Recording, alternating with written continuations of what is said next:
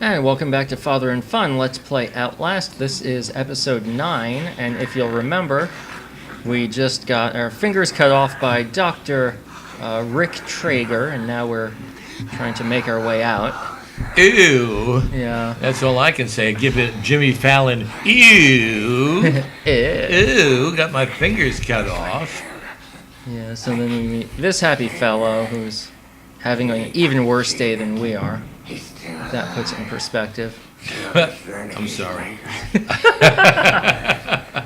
Yeah, I can't tell if he has pants on or if he's in a body cast or what. I didn't want to look too close, but It looks like he could be in a musical comedy. oh gosh. Well, maybe not a comedy. I don't know if he can sing too well in that position. Yeah, that's true. I hadn't thought about that. But speaking of musical comedies, segue. Well, I think it's on your mind for a reason. Okay. You're poor. You want a little What's bit going more? on? Oh, well, basically that guy freaked out and it called the bad guy in, and Oh, he's it giving... had nothing to do with our musical comedies. No, huh? Okay. I hope not. I don't think even hating musicals would warrant this kind of treatment. This is true. I know not everybody likes musicals or musical comedies and stuff, but there are some that are a lot more fun than others. Yeah, I must say, if I had to choose, I would choose the comedy over...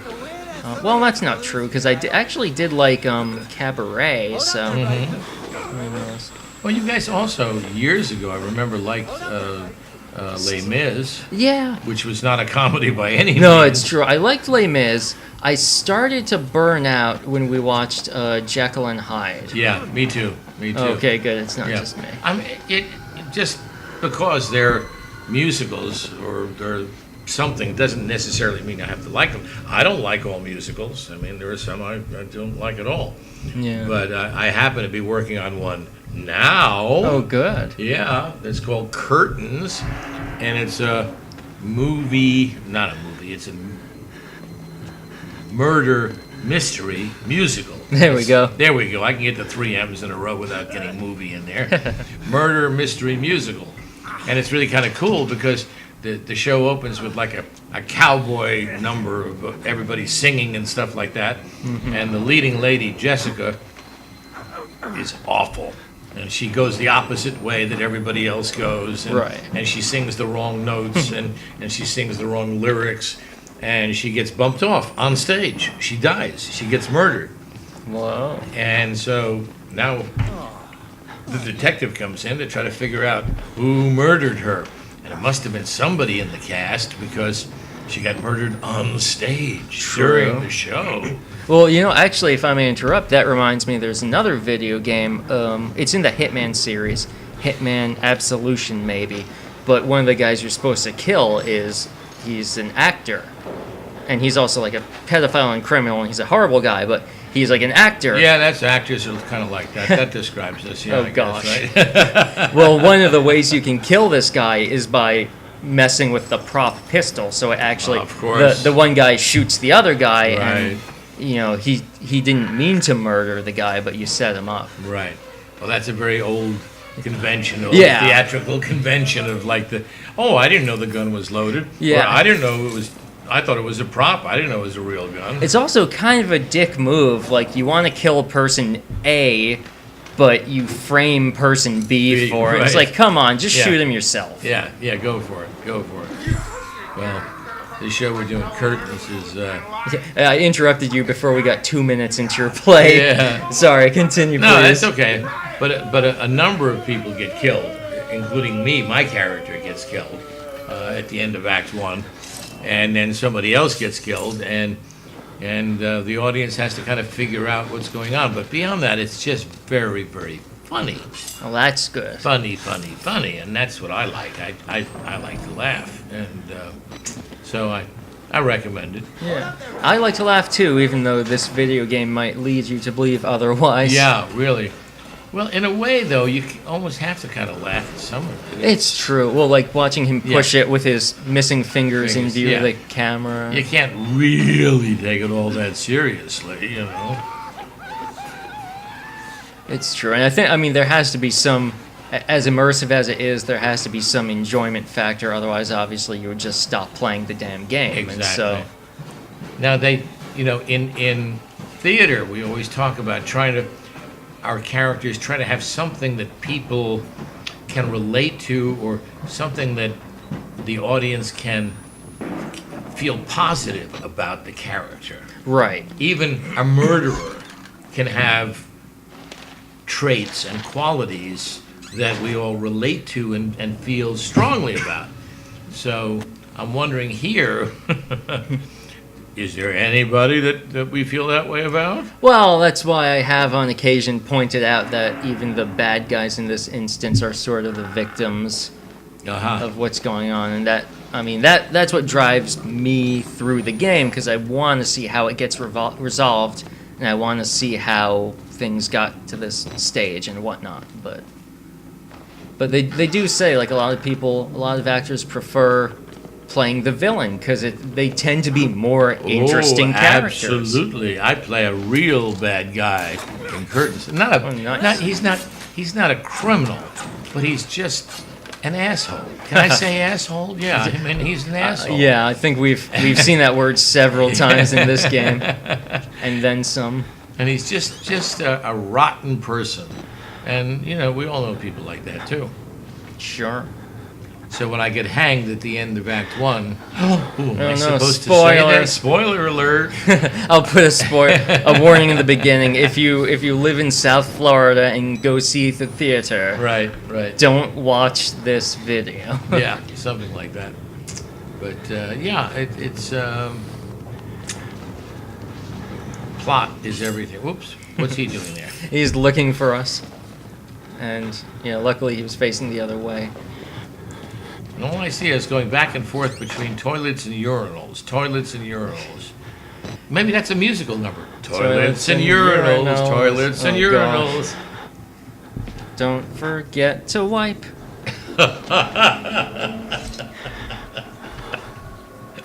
What? Good advice. Yeah.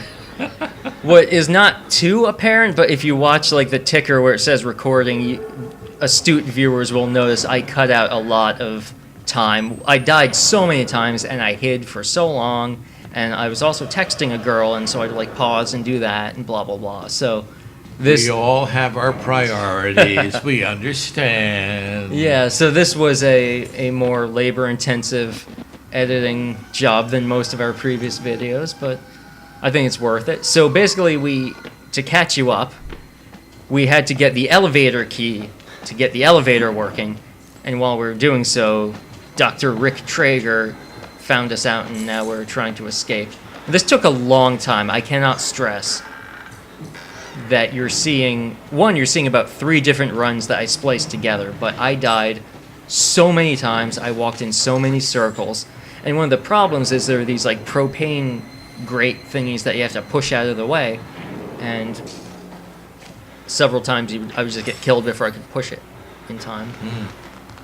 Another funny thing is the bad guy here is Rick Trager, and that always makes me think of Chris Trager, which was on Parks and Rec. It was the Grinders character, Robert Lowe. It was Robert Lowe's character. It was Chris Trager, and I don't know why Trager is in the collective unconscious in entertainment media right now. It doesn't seem like a particularly like evil sounding name, so. Well, when you say Rick, I think of Rick Scott, Oh yeah. the scumbag alleged governor of the state of Florida. That's something I should mention, because I'm going to say that whole sentence again. That's something I feel like I want to mention, because Florida is basically, I feel it should be split into 2 different states. Hold on, first let's watch this. Let's enjoy this cutscene.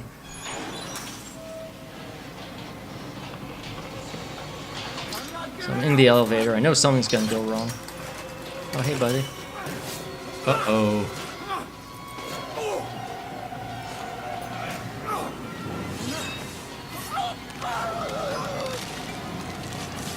Bye-bye. Yes, it is so satisfactory. Not as much if you haven't seen all of the fail reel I put together, but yeah, after all that, oh, it's so good. Oh, I wish that was Rick Scott. Oh, and read this note. This is my favorite. How to make Traeger juice. Step 1, squeeze. Ooh. And that's it. I love it. I love it. But back to my point, I feel like Florida should be busted up into 2 states. Yep. So Orlando and below, we bring in all the tourist money. We are Florida. Everything Orlando and above, maybe Gainesville or the college towns can sort of be counted as Florida. Yeah, we'll give them that. But everything else should be South Alabama. That's it. And 'Cause- South Mississippi. Yeah, because they take they use our tourism revenue, but they vote against all our interests, including the film industry. Right. And they say, global warming, you're not allowed to talk about it. They vote for people like Rick Scott, and then it's just, it's like Bible Belt. It's so bad. It's so bad. And, having grown up in South Florida and seeing all these butterfly ballots and these voting mishaps, it's just like, oh my gosh, God's waiting room. We could screw up things, can't we? We really know how to do it. And the fact that we have people in the state of Florida who actually re-elected Rick Scott. Yes. Oh my God. People, you're stupid. You're stupid. Oh, it's frustrating. But on the plus side, Couldn't we put Rick Scott in here? oh gosh. I'd like a lot. If he was in the sequel, I think that would sell a lot of copies. Yeah. There we go. And he looks pretty freaky too. Like he looks yeah. like a sociopath. Oh, yeah. He would Well, not be out of hello. place. Yeah. This episode of Outlast is sponsored by the Democratic National Convention. When you call Rick Scott a sociopath, you're really giving him a compliment, I think. Things I have to say about him are not nearly as nice as that. Yeah. But I'd better hold my tongue, because the NSA will probably come after me for wanting to see that he's whacked. Yeah, I posted something on Facebook like, "Oh, Rick Scott is crazy," and someone who is friends with me on Facebook was like, "No, he's a good governor. You're judging a book by its cover." But I know this lady through acting classes, and Rick Scott basically single-handedly killed all the film incentives we had going on down here. Yep. So it's like, Yep. hello. Plus, he's killed a whole lot of other things. He's just a putz. Putz. If anybody doesn't know that, look it up. P-U-T-Z. Putz. And when you look up P-U-T-Z, you will see a picture of Rick Scott. Well, that's another thing. Us being in South Florida, we might have a bit more Yiddish in our videos than many other Let's Players. But yeah, so now you can see in these notes, like, this Murkoff is coming up again. Like, the plot's getting deeper and deeper. We are going to have to sit down and do a radio play at some point just to catch everyone up. Catch myself up. Catch it, really. yeah, we kind of really. talked through all of it. And Yeah. and this was actually the most difficult section of the game, including what I've played after this section. And the viewer will have to just follow along because we're talking about politics instead of gameplay, which is fine. I mean, that's what you're here for. There's a million videos just talking about gameplay, but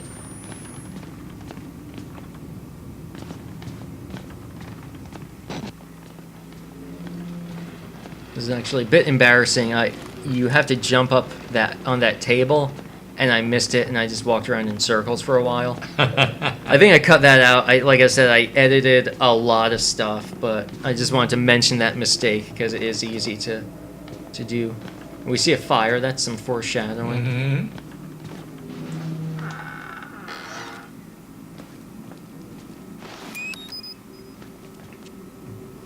Picked up a battery.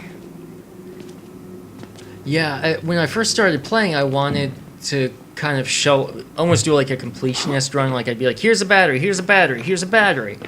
But honestly, if I can get through the game without running out of batteries, I think pretty much anyone can. Yeah. Especially if they're just watching videos to get help.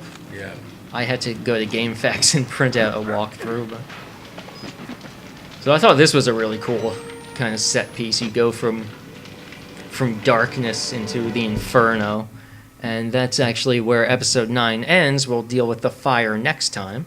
So thanks for joining us on this political rant and manhunt and all that jazz. I'm Espresso Steampunk. And I'm Shecky.